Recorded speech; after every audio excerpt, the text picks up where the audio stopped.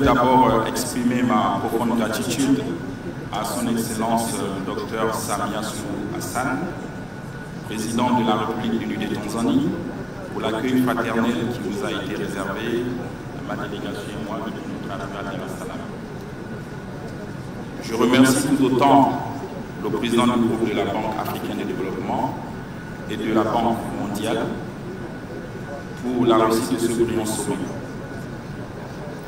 Il m'est plu ensuite de rappeler que du Nil au Congo, du Zambèze au Niger ou du fleuve au Congo, l'Afrique a un potentiel hydroélectricité inestimable et qui est estimé à 474 gigawatts contre 73 en Europe ou 275 en Amérique latine. Le potentiel est donc là et que nous devons le concrétiser ensemble. Et pourquoi on n'y arrive pas? Comment ne pas capitaliser un tel potentiel lorsqu'on sait que sans l'énergie, rien n'est possible? Sans l'énergie, il n'y a pas de développement. Sans l'énergie, il n'y a pas d'éducation. Sans l'énergie, il n'y a pas une santé efficiente. Sans l'énergie, il n'y a pas d'industrie. Je me dis qu'ensemble, nous pouvons relever ces défis par des projets de grande ampleur qui visent notre sous-région à nous tous, l'interconnexion de nos pays et le continent africain. À ces hommes d'affaires, tous ici présents, qui ont l'ambition de nous accompagner dans ces projets énergétiques et qui viennent investir en Afrique, il faut réfléchir grand. Il faut savoir courir le risque. C'est aussi ça. Arrêtez de nous faire des micro-projets ou des projets qui, au bout de 20 ans, il faut renouveler le matériel. Et c'est ce qui nous arrive. S'agissant de mon pays, le Gabon, il offre de nombreuses opportunités dans ce domaine.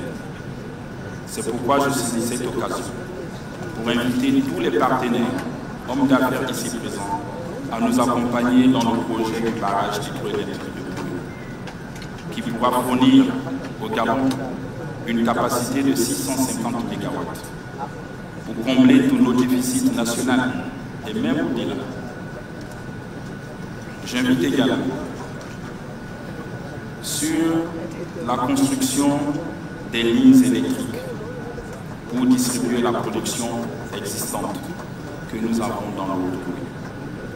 Nous avons 80 MW qui sont exploités dans la ville de France et qu'il nous faut réaliser des lignes électriques pour conduire cette électricité vers d'autres villes du Gabon. Nous avons investi dans le solaire. On a pu obtenir 10 MW en tout, mais je trouve que c'est insuffisant. Et on peut encore faire plus.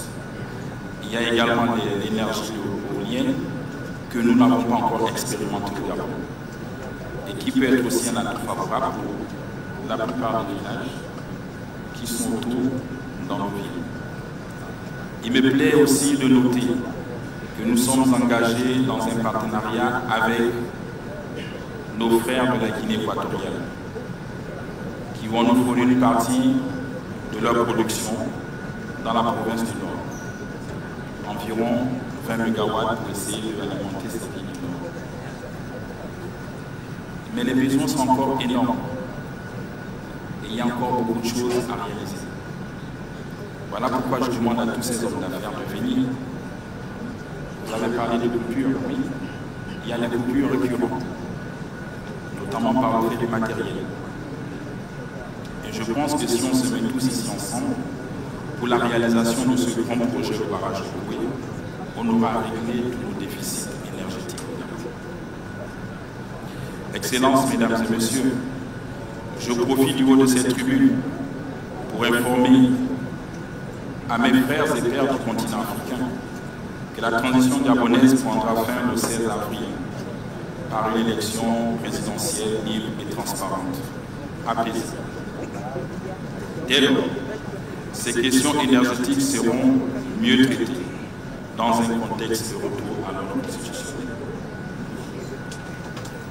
Le Gabon soutient toutes les actions de l'Union africaine et des Nations unies, de la Banque africaine de développement, de la Banque mondiale, en matière de développement durable et en particulier d'énergie.